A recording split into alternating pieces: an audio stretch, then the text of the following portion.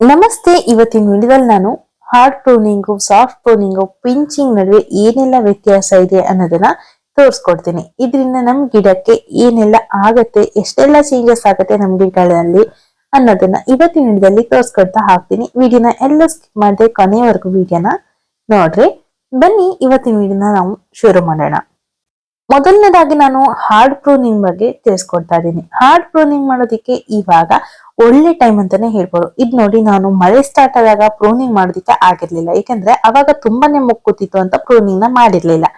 ಇವಾಗ ಇದನ್ನ ಪ್ರೂನಿಂಗ್ ನ ಮಾಡ್ಲಿಲ್ಲ ಅಂದ್ರೆ ಗಿಡ ಮತ್ತಷ್ಟು ಎತ್ತರಕ್ಕೆ ಬೆಳ್ಕೊಂತ ಹೋಗ್ತಾ ಇರತ್ತೆ. ಇದ್ರಲ್ಲೂ ಕೂಡ ಇವಾಗ್ಲೂ ಕೂಡ ಮೊಗ್ಗಿದೆ, ಹಾಗಂತ ನಾನು ಪ್ರೂನಿಂಗ್ ಮಾಡದೇ ಇರೋದಕ್ಕೆ ಆಗೋದೇ ಇಲ್ಲ. ಮೊಗ್ಗಿರುವಂತ ಎರಡೇ ಎರಡು ಹರೆನ ಬಿಟ್ಬಿಟ್ಟು ಉಳಿದಿರುವಂತ ಎಲ್ಲಾ ಹರೆಗಳನ್ನ ನಾನು ಪ್ರೂನಿಂಗ್ ಮಾಡ್ತಾ ಇದ್ದೀನಿ. ಎರಡು ಹರೆಗಳಲ್ಲಿ ಬಿಟ್ಟು ಬೇರೆ ಯಾವುದೇ ಹರೆಗಳಲ್ಲೂ ಕೂಡ ಇಲ್ಲಿ ನಮ್ಮಲ್ಲಿ ಮೊಗ್ಗು ಇಲ್ಲ. ಅದಕ್ಕೋಸ್ಕರ ಇವಾಗ ಪ್ರೂನಿಂಗ್ ನ ಮಾಡ್ಲೇಬೇಕು ನಾವು.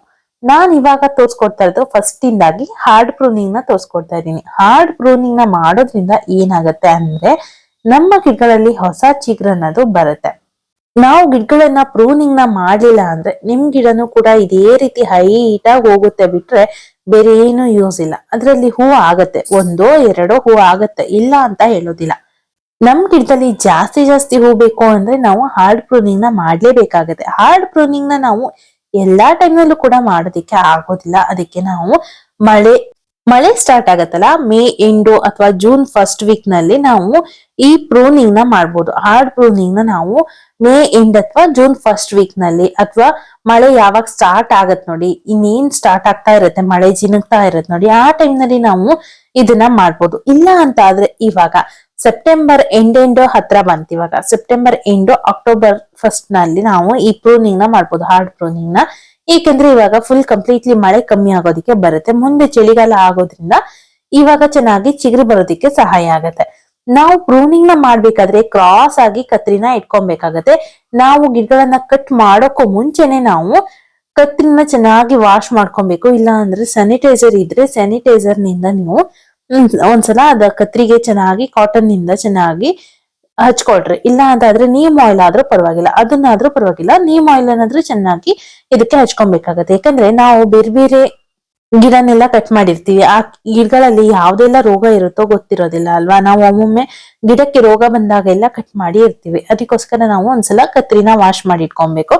ಆಮೇಲೆ ಈ ರೀತಿಯಾಗಿ ಕ್ರಾಸ್ ಅಲ್ಲಿ ಕಟ್ ಮಾಡ್ಕೊಬೇಕಾಗತ್ತೆ. ಕ್ರಾಸ್ ಆಗಿ ಯಾಕೆ ಕಟ್ ಮಾಡ್ಬೇಕು ಅಂದ್ರೆ ನೀರು ಡೈರೆಕ್ಟ್ ಆಗಿ ಒಳಗಡೆ ಹೋಗೋದಿಲ್ಲ. ಇವಾಗ ಹಗೂರ ಮಳೆ ಬರೋದಿಕ್ಕೆ ಮತ್ತೆ ಶುರು ಆಗಿದೆ ಅಲ್ವಾ. ಸೆಪ್ಟೆಂಬರ್ ತಿಂಗಳು ಎಂಡ್ ಆಗ್ತಾ ಬಂದ್ರು ಇವಾಗ ಮಳೆ ಮತ್ತೆ ಶುರು ಆಗಿದೆ. ಮಳೆ ಎಲ್ಲ ನಮ್ ಕಡೆ ನಿಂತಿತ್ತು, ಮತ್ತೆ ಶುರು ಆಗ್ತಾ ಇರೋದ್ರಿಂದ ಕ್ರಾಸ್ ಆಗಿ ಕಟ್ ಮಾಡ್ಲೇಬೇಕಾಗತ್ತೆ. ಹಾಗೆ ಬಿಸಿಲಿಗೂ ಕೂಡ ಪಟ್ಟಂತ ಒಣಗಿ ಹೋಗೋದಿಲ್ಲ. ಅದಕ್ಕೋಸ್ಕರ ನಾವು ಕತ್ರಿನ ಯಾವಾಗ್ಲೂ ಕ್ರಾಸ್ ಆಗಿ ನೋಡಿ, ಇಲ್ಲಿ ನೋಡ್ತಾ ಇರ್ಬೋದು ನೀವು ಎಷ್ಟು ಕ್ರಾಸ್ ಆಗಿ ಕಟ್ ಮಾಡಿದೀನಿ, ತೋರಿಸ್ತಾ ಇದೀನಿ ನೋಡಿ. ಈ ರೀತಿ ಕ್ರಾಸ್ ಆಗಿ ಕಟ್ ಮಾಡಿದ್ರೆ ನೀರು ಸ್ವಲ್ಪನೂ ನಿಲ್ಲೋದಿಲ್ಲ, ಬೇಗ ಜಾರಿ ಹೋಗುತ್ತೆ. ಇವಾಗ ನಾನು ಕಟ್ ಮಾಡಿದ್ದೀನಲ್ಲ, ಕಟ್ ಮಾಡಿರೋ ಎಲ್ಲಾ ಕಡೆಯಿಂದಲೂ ಒಂದೊಂದು ಇಲ್ಲ ಎರಡೆರಡು ಮೂರು ಚಿಗುರುಗಳು ಬರೋದಿಕ್ಕೆ ಶುರು ಆಗುತ್ತೆ. ಇದ್ರಿಂದ ನಮ್ಮ ಗಿಡ ಅನ್ನೋದು ಬುಷಿ ಆಗಿ ಗಿಡ ಬರೋದಿಕ್ಕೆ ಶುರು ಆಗುತ್ತೆ. ಗಿಡ ಬುಷಿಯಾಗಿ ಬರೋದ್ರಿಂದ ಎಲ್ಲೆಲ್ಲಿ ಚಿಗುರು ಬಂದಿರುತ್ತಲ್ವಾ ಅಲ್ಲಿ ಎಲ್ಲಾ ಕಡೆನೂ ನಮ್ ಗಿಡದಲ್ಲಿ ಮೊಗ್ಗುಗಳು ಕೂರೋದಿಕ್ಕೆ ಶುರು ಆಗತ್ತೆ. ಇವಾಗ ಬೆಸ್ಟ್ ಟೈಮ್ ಅಂತಾನೆ ಹೇಳ್ತೀನಿ. ಸೆಪ್ಟೆಂಬರ್ ಎಂಡ್ ಅಂತೂ ಆಗ್ತಾ ಬಂತು. ಇವಾಗ ಅರ್ಧ ಸೆಪ್ಟೆಂಬರ್ ಕಳೆದು ಹೋಗಿದೆ. ಈ ಟೈಮ್ ನಲ್ಲಿ ನೀವು ಕಟ್ ಮಾಡ್ಕೊಂಡ್ಬಿಟ್ರಿ. ಗುಲಾಬಿ ಗಿಡ ಎಲ್ಲಾದ್ರೂ ಈ ರೀತಿ ಹೈಟ್ ಆಗಿ ಬೆಳೆದಿದ್ರೆ ಈ ಟೈಮೇ ಬೆಸ್ಟ್ ಟೈಮ್. ನೀವು ಇದು ಬಿಟ್ರೆ ಮತ್ತೆ ಯಾವಾಗ್ಲೂ ಕಟ್ ಮಾಡೋದಕ್ಕೆ ಆಗೋದಿಲ್ಲ. ಇವಾಗ ಮಳೆ ಕಮ್ಮಿ ಆಗ್ತಾ ಬರೋದ್ರಿಂದ ನಾನು ಮತ್ತೆ ಹೇಳ್ತಾ ಇದ್ದೀನಿ, ಇವಾಗ ಕಟ್ ಮಾಡ್ಕೊಳ್ಳಿ. ಇಲ್ಲ ಅಂತ ಆದ್ರೆ ನೀವು ಮೇ ಎಂಡು ಜೂನ್ ಫಸ್ಟ್ ನಲ್ಲಿ ನೀವು ಗಿಡಗಳನ್ನ ಕಟ್ ಮಾಡ್ಬೇಕು. ಅಲ್ಲಿವರೆಗೂ ವೆಯ್ಟ್ ಮಾಡ್ಬೇಕಾಗತ್ತೆ ನಮ್ ಗಿಡ ಬುಷಿಯಾಗಿ ಬರ್ಬೇಕು ಅಂತ ಅಂದ್ರೆ. ಇವಾಗ ನಾವು ಈ ಗಿಡಗಳನ್ನ ಕಟ್ ಮಾಡಿದ್ರ ಮೇಲೆ ಇದೇ ರೀತಿಯಾಗಿ ಬಿಡೋದಿಕ್ಕಾಗತ್ತಾ? ಖಂಡಿತವಾಗ್ಲೂ ಇಲ್ಲ. ಇದನ್ನ ಹೀಗೆ ಬಿಟ್ರೆ ನಮ್ ಗಿಡಗಳಿಗೆ ಫಂಗಸ್ ಬಂದೇ ಬರುತ್ತೆ. ಅದಕ್ಕೋಸ್ಕರ ನಾವು ಏನ್ ಮಾಡ್ಬೇಕು ಅಂದ್ರೆ ಫಂಗಿಸೈಡ್ ನ ಅಥವಾ ಅರ್ಶಿನ ಪುಡಿನ ಹಚ್ಬೇಕಾಗತ್ತೆ. ಇಲ್ಲ ಅಂತಾದ್ರೆ ಕೊಳೆ ರೋಗ ಬರೋದಕ್ಕೆ ಶುರು ಆಗತ್ತೆ. ಕೊಳ್ತು ಹೋಗ್ತಾ ಬರುತ್ತೆ, ಫಂಗಸ್ ಬಂದು ಅಲ್ಲೇ ನಾವು ಕಟ್ ಮಾಡಿರೋ ಜಾಗದಿಂದ ಕಪ್ಪ ಆಗ್ತಾ ಬರುತ್ತೆ. ನೀವು ಗುಲಾಬಿ ಗಿಡನ್ ಮಾತ್ರ ಅಲ್ಲ, ಯಾವುದೇ ಹಾರ್ಡಿ ಪ್ಲಾಂಟ್ ನ ನೀವು ಕಟ್ ಮಾಡ್ಕೊಬಹುದು. ದಾಸವಾಳ ಗಿಡಗಳನ್ನ ಕಟ್ ಮಾಡ್ಕೊಬಹುದು, ನಂಜು ಬಟ್ಲೆ ಗಿಡಗಳು, ಈ ರೀತಿಯಾದಂತ ಅನೇಕ ಗಿಡಗಳಿರುತ್ತೆ.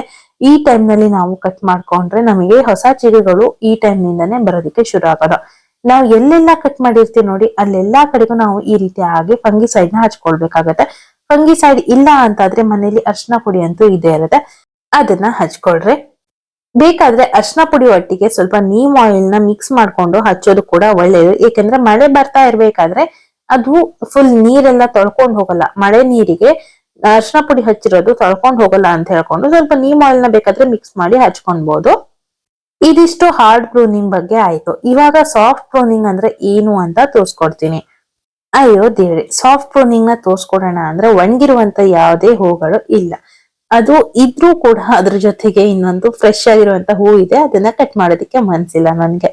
ಏನಪ್ಪಾ ಸಾಫ್ಟ್ ಪ್ರೂನಿಂಗ್ ಅಂತ ಅಂದ್ರೆ, ಇವಾಗ ನಮ್ ಗಿಡಗಳಲ್ಲಿ ಈ ರೀತಿಯಾಗಿ ಹೂ ಬಿಟ್ಟಿರುತ್ತಪ್ಪ. ಹೂ ಬಿಟ್ಟು ಅದೆಲ್ಲ ಒಣಗಿ ಹೋಗಿರುತ್ತೆ. ಒಣಗಿ ಹೋದಾಗ ನಾವು ಅದನ್ನ ಬರೀ ನಾವು ಗುಲಾಬಿ ಹೂವು ಮುಡಿಯೋದಿಕ್ಕೆ ಕಟ್ ಮಾಡ್ತೀವಲ್ವಾ, ಅಷ್ಟೇ ಕಟ್ ಮಾಡ್ಬಾರ್ದು. ಅದ್ರಿಂದ 4 ಎಲೆಗಳು ಕೆಳಗಡೆ ಕಟ್ ಮಾಡಿದ್ರೆ ಅಲ್ಲಿಂದ ಮತ್ತೆ ಹೊಸ ಚಿಗುರುಗಳು ಹುಟ್ಕೊಂಡ್ ಬರುತ್ತೆ. ಗುಲಾಬಿ ಹೂವ ಅಥವಾ ಬೇರೆ ಯಾವುದೇ ಹೂವು ಆಗ್ಲಿ ನಾವು ಗಿಡಗಳಿಂದ ಕೊಯ್ತಾ ಇರ್ಬೇಕಾಗತ್ತೆ. ಗಿಡಗಳಿಂದ ಕೊಯ್ತಾ ಇದ್ರೆ ಹೂಗಳು ಜಾಸ್ತಿ ಬರುತ್ತೆ ಅಂತಾನೆ ಹೇಳ್ತಾರೆ.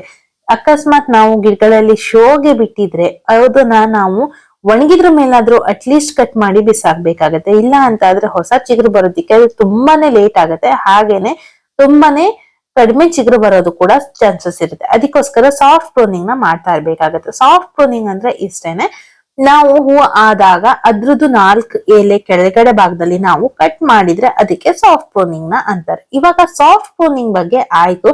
ಇವಾಗ ನಾನು ಪಿಂಚಿಂಗ್ ಬಗ್ಗೆ ತಿಳಿಸ್ಕೊಡ್ತಾ ಹೋಗ್ತೀನಿ. ಆಲ್ರೆಡಿ ನಾನು ನನ್ನ ಸೇವಂತಿಗೆ ವಿಡಿಯೋದಲ್ಲಿ ನಾನು ಪಿಂಚಿಂಗ್ ಬಗ್ಗೆ ತಿಳಿಸ್ಕೊಟ್ಟಿದ್ದೀನಿ. ಆದ್ರೂ ಇವಾಗ ಇವತ್ತಿನ ವಿಡಿಯೋದಲ್ಲಿ ನಾನು ಸ್ವಲ್ಪ ವ್ಯತ್ಯಾಸಗಳ ಬಗ್ಗೆ ತಿಳಿಸ್ಕೊಡ್ತಾ ಇರೋದ್ರಿಂದ ಪಿಂಚಿಂಗ್ ನ ತೋರಿಸ್ಕೊಡ್ತಾ ಇದ್ದೀನಿ. ಪಿಂಚಿಂಗ್ ಅಂದ್ರೆ ಏನು? ಪಿಂಚಿಂಗ್ ನ ನಾವು ಯಾವ ಗಿಡಕ್ಕೆ ಮಾಡ್ಬೋದು ಅಂದ್ರೆ ಸೇವಂತಿಗೆ ಗಿಡಕ್ಕೆ ಮಾಡ್ಬೋದು, ಹಾಗೆ ಜಿರೇನಿಯಂ ಗಿಡಗಳಿಗೆ ಮಾಡ್ಬೋದು, ಮಾರಿಗೋಲ್ಡ್ ಅಂದ್ರೆ ಚೆಂಡು ಹೂವಿನ ಗಿಡಗಳಿಗೆ ಮಾಡ್ಬೋದು, ಹಾಗೆ ಡಾಲಿಯಾ ಗಿಡಗಳಿಗೆ ಮಾಡ್ಬೋದು. ಈ ರೀತಿ ಆಗಿ ಮೇಲ್ಗಡೆ ತುದಿ ಭಾಗ ಇರುತ್ತಲ್ವಾ, ಇದನ್ನ ನಾವು ಕಟ್ ಮಾಡಿದಾಗ ಮತ್ತೆ ಅದು ಚಿಗುರು ಬರುವಂತ ಯಾವುದೇ ಗಿಡ ಇರುತ್ತಲ್ವಾ, ಅಂದ್ರೆ ನಾವು ಇದನ್ನ ಬೆರಳಲ್ಲಿ ಕಟ್ ಮಾಡ್ಬೋದು. ಅಂತಹ ಗಿಡಕ್ಕೆ ಪಿಂಚಿಂಗ್ ಅಂತ ಹೇಳ್ತಾರೆ. ನಾನು ಇವಾಗ ಸೇವಂತಿಗೆ ಗಿಡದಲ್ಲಿ ಪಿಂಚಿಂಗ್ ನ ತೋರ್ಸ್ಕೊಟ್ಟೆ. ಈ ರೀತಿ ಪಿಂಚಿಂಗ್ ನ ಮಾಡೋದ್ರಿಂದ ಸಾಕಷ್ಟು ಮೊಗ್ಗುಗಳು ಬರುತ್ತೆ. ನಾನು ಇವಾಗ ತೋರಿಸ್ತಾ ಇದೀನಲ್ಲ, ಇದು ಒಂದೇ ಒಂದು ಗಿಡ ಇರೋದು. ಇದ್ರಲ್ಲಿ ಎಷ್ಟೆಲ್ಲಾ ಮಗು ಕೂತಿದೆ ಅಂತ ನೀವೇ ನೋಡ್ಬೋದು. ಪಿಂಚಿಂಗ್ ನ ನಾವು ಎಲ್ಲಿವರೆಗೂ ಮಾಡ್ಬೋದು ಅಂದ್ರೆ, ಅದು ಮತ್ತೆ ಹೊಸದಾಗಿ ಇವಾಗ ಸೇವಂತಿಗೆ ಗಿಡಕ್ಕೆ ಪಿಂಚಿಂಗ್ ನ ಮಾಡ್ತಾ ಇದೀವಿ ಅಂತ ಅಂದ್ರೆ ಅದು ಮೊಗ್ಗು ಕೊಡಲುವರೆಗೂ ನಾವು ಪಿಂಚಿಂಗ್ ನ ಮಾಡ್ತಾನೆ ಇರ್ಬೋದು. ಅಲ್ಲಿವರೆಗೂ ಪಿಂಚಿಂಗ್ ನ ಮಾಡಿದ್ರೆ ಸಾಕಷ್ಟು ಮಗು ಬರುತ್ತೆ. ನಾನು ಕಂಡಾಗೆಲ್ಲ ಪಿಂಚಿಂಗ್ ನ ಮಾಡ್ತಾನೆ ಇರ್ತೀನಿ. ಅಂದ್ರೆ ಗಿಡದಲ್ಲಿ ಒಂದ್ ಎಕ್ಸ್ಟ್ರಾ ಚಿಗುರು ಬಂತಂದ್ರೂ ಪಿಂಚಿಂಗ್ ಮಾಡ್ಬಿಡ್ತೀನಿ. ಪಿಂಚಿಂಗ್ ನ ನೀವು ಯಾವಾಗ ಬೇಕಾದ್ರೂ ಮಾಡ್ಬೋದು. ಆದ್ರೆ ಗಿಡದಲ್ಲಿ ಮೊಗ್ಗುಗಳು ಕೂತಾಗ ಮಾತ್ರ ದಯವಿಟ್ಟು ಮಾಡೋದಿಕ್ಕೆ ಹೋಗ್ಬೇಡಿ. ಏಕೆಂದ್ರೆ ಈ ಟೈಮ್ ನಲ್ಲಿ ನಮ್ಮ ಸೇವಂತಿಗೆ ಗಿಡದಲ್ಲಿ ಎಲ್ಲ ಮೊಗ್ಗು ಕೂತಿರುತ್ತೆ. ಇವಾಗ ಪಿಂಚಿಂಗ್ ಮಾಡಿದ್ರೆ ಮತ್ತೆ ಮೊಗ್ಗು ಬರೋದು ಅಸಾಧ್ಯ. ಸೇವಂತಿಗೆ ಗಿಡಕ್ಕೆಲ್ಲಾದ್ರೂ ಪಿಂಚಿಂಗ್ ಮಾಡೋ ಹಾಗಿದ್ರೆ ನಾವು ಗಿಡ ಸ್ವಲ್ಪ ಅಂದ್ರೆ 2-3 ಇಂಚ್ ಮೇಲ್ಗಡೆ ಬರುತ್ತೆ ನೋಡಿ, ಆ ಟೈಮ್ ನಲ್ಲಿ ನಾವು ಪಿಂಚಿಂಗ್ ನ ಶುರು ಮಾಡಿದ್ರೆ ನಮ್ಮ ಗಿಡದಲ್ಲಿ ಸಾಕಷ್ಟು ಮೊಗ್ಗುಗಳು ಕೂರುತ್ತೆ. ಇದ್ರಿಂದನೂ ಕೂಡ ಗಿಡ ತುಂಬಾನೇ ಬುಷಿಯಾಗಿ ಬರುತ್ತೆ. ನೋಡಿದ್ರಲ್ಲ, ಇವತ್ತಿನ ವಿಡಿಯೋದಲ್ಲಿ ನಿಮಗೆ ಪಿಂಚಿಂಗು, ಸಾಫ್ಟ್ ಪ್ರೂನಿಂಗು, ಹಾರ್ಡ್ ಪ್ರೂನಿಂಗ್ ನ ಬಗ್ಗೆ ಎಲ್ಲಾ ತಿಳಿಸ್ಕೊಟ್ಟಿದ್ದೀನಿ. ಇವೆಲ್ಲಾ ಮಾಹಿತಿ ನಿಮ್ಮೆಲ್ರಿಗೂ ಇಷ್ಟ ಆಗಿರುತ್ತೆ ಅಂತ ಅನ್ಕೊಳ್ತಾ ಇದೀನಿ. ವಿಡಿಯೋ ಇಷ್ಟ ಆಗಿದ್ರೆ ದಯವಿಟ್ಟು ಚಾನಲ್ಗೆ ಸಬ್ಸ್ಕ್ರೈಬ್ ಆಗಿ ಪಕ್ಕದಲ್ಲಿರುವಂತ ಬೆಲ್ ಐಕಾನ್ ಕ್ಲಿಕ್ ಮಾಡ್ಕೊಳ್ಳಿ. ಇದರಿಂದ ನಾನ್ ಹಾಕೋ ವಿಡಿಯೋಸ್ ನೋಟಿಫಿಕೇಶನ್ ನಿಮಗೆ ಮೊದಲಿಗೆ ಬರುತ್ತೆ. ಎಲ್ಲೂ ಮಿಸ್ ಮಾಡದೆ ನನ್ನ ವಿಡಿಯೋನ ನೀವು ವಾಚ್ ಮಾಡಬಹುದು. ವಿಡಿಯೋ ಸ್ವಲ್ಪನಾದ್ರೂ ಇಷ್ಟ ಆಗಿದ್ರೆ ಹೆಚ್ಚಿನ ಜನಕ್ಕೆ ಇದನ್ನ ಶೇರ್ ಮಾಡ್ರಿ. ಯಾರು ಕೂಡ ಶೇರ್ ಮಾಡ್ತಾ ಇಲ್ಲ, ತುಂಬಾ ಜನ ನೋಡ್ತೀರಾ, ಲೈಕ್ ಮಾಡೋದಿಲ್ಲ. ದಯವಿಟ್ಟು ಒಂದೇ ಒಂದು ಲೈಕ್ ಮಾಡಿ. ಇಷ್ಟೆಲ್ಲಾ ಕಷ್ಟಪಟ್ಟು ವಿಡಿಯೋ ಮಾಡಿ ನಿಮ್ ಜೊತೆಗೆ ಶೇರ್ ಮಾಡಿದಾಗ ಒಂದೇ ಒಂದು ಲೈಕ್ ಕೊಡದೆ ಹೋದ್ರೆ ಹೇಗೆ ಅಲ್ವಾ? ಹಾಗೆ ಕಮೆಂಟ್ ಬಾಕ್ಸ್ ನಿಮ್ಗೋಸ್ಕರನೇ ಆನ್ ಇರುತ್ತೆ. ದಯವಿಟ್ಟು ಹೋಗಿ ಏನ್ ಅನ್ಸಿದ್ರು ನಂಗೆ ಕಮೆಂಟ್ ಮಾಡಿ ಹೇಳ್ಬೋದು. ಹೈಪ್ ಅನ್ನೋ ಆಪ್ಷನ್ ಪಕ್ಕದಲ್ಲೇ ಇದೆ, ಹೈಪ್ ಅನ್ನ ಮಾಡೋದನ್ನ ಮರಿಬೇಡಿ. ನೀವು ಹೈಪ್ ಮಾಡೋದ್ರಿಂದ ಈ ವಿಡಿಯೋ ಹೆಚ್ಚಿನ ಜನಕ್ಕೆ ಶೇರ್ ಆಗತ್ತೆ. ಇದರಿಂದ ತುಂಬಾ ಜನ ಈ ವಿಡಿಯೋನ ನೋಡ್ಬೋದು, ಅವರಿಗೂ ಕೂಡ ಹೆಲ್ಪ್ ಆಗ್ಬೋದು. ಮತ್ತೆ ಅದ್ರ ಹೊಸ ವಿಡಿಯೋದಲ್ಲಿ ಸಿಗ್ತೀನಿ. ಅಲ್ಲಿವರೆಗೂ love you all, bye bye.